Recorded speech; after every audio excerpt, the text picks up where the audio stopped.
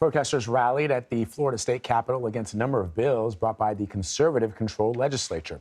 Those bills include easing of gun laws, an expansion of the state's so-called Don't Say Gay bill, and a ban on transgender people using bathrooms that match their gender identities. The legislative wins would be a boost for Governor Ron DeSantis, at least that's how some see it, who is expected to make a run for the White House. Ed O'Keefe is in Tallahassee. Ed, good morning. Vladimir, good to see you. The governor is waiting until this marathon legislative session is over before making his presidential run official. There have been dozens of bills passed easily with bipartisan support having to do with the environment, affordable housing, raising teacher pay, cutting taxes on household goods. But it's the conservative proposals being passed with only Republican votes that are likely to serve as the springboard of the governor's entry into the GOP presidential primary.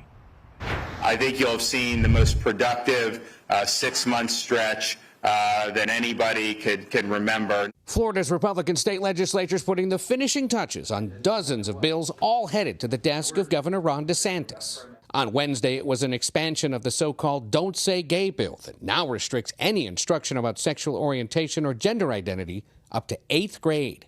State Senate President Kathleen Passidomo defended the focus on an issue critics say unfairly targets gay and transgender students. That's not what it is. It's protecting our children from harmful materials in our schools.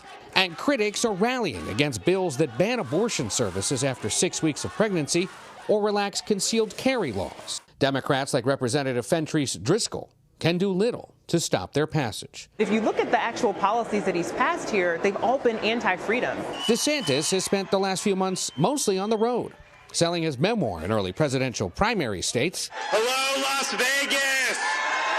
And in Israel, Japan, South Korea, and the United Kingdom, burnishing a thin foreign policy record.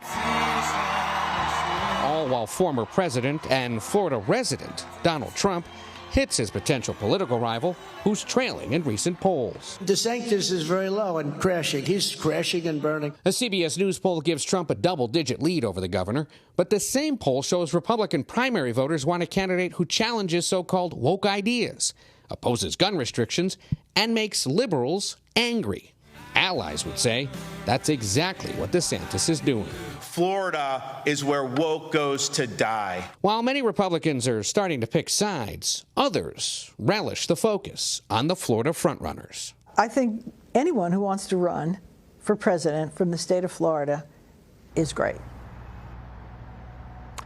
Now, one other thing the GOP-led legislature did is pass a bill clarifying Florida law, saying that a sitting governor doesn't have to resign in order to run for president. As it stands right now, that piece of legislation stands to benefit just one Floridian, Governor DeSantis, who plans to sign the legislation. No surprise there. No surprise at all, Ed. So let's talk about the legislature and its battle against the Walt Disney Company. What can you tell us about the bill that they passed yesterday that actually targets the company? It was reported that Disney got the better of DeSantis just a few weeks ago. Depends on how you look at it. Basically, remember, Disney had weighed in on that so-called Don't Say Gay bill, saying they thought it was detrimental to the state and to its workers. That ticked off the governor. Ever since, they've kind of been at loggerheads over issues like this special district that Disney has over its land there in the Orlando area. The state now trying to chip away at the extraordinary powers that the company's had since the 1960s when it started building out the most magical place on earth. Just yesterday, in another sign of how the GOP-led legislature is now targeting the company, they passed a law mandating inspections of monorails in the state. Well, one of the only companies running a monorail is the Disney company. Just another example of how they're going after them. We talked to the state Senate president, who you saw in our piece, about this and whether it is, in fact, true that Republicans are only doing this because of what the company said. Watch what she had to say. Was this even on the radar, though, of the state government before they started weighing in on legislation like the so-called Don't Say Gay bill? No. Exactly. I mean, isn't that what this became? That's not. If they had kept quiet, you wouldn't care and you wouldn't be arguing this I don't issue. know. You know what? Don't we have an obligation? I mean, how many people have? Well, then you would have had an obligation for the last 50 years. We probably do. We probably should have.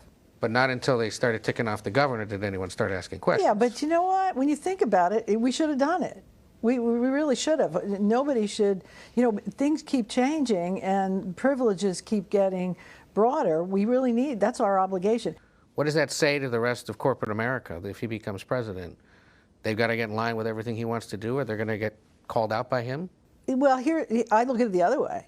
So should a business who wants to do business in this state get involved in social issues that are not related to their business?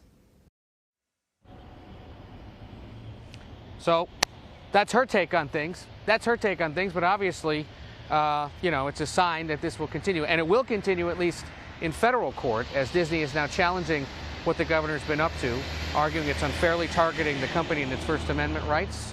We'll see where that goes. But it's a convenient foil for the governor, certainly, as he prepares to enter the primary.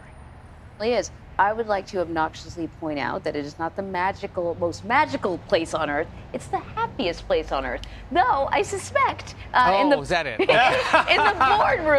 in the boardroom right now, maybe they're not so happy. Yeah. There's a lot going on. But at the end of the day, the thing that's important to, I think, note is that, and I know, Ed, you've talked about this in days past, is that there are other Republicans who are going after Governor DeSantis for these moves because they don't seem to be, not just the president, I mean, the former president, because he's running for the same, right? But it's other governors and other members of the Republican Party are saying that these are not very Republican ideals. Right.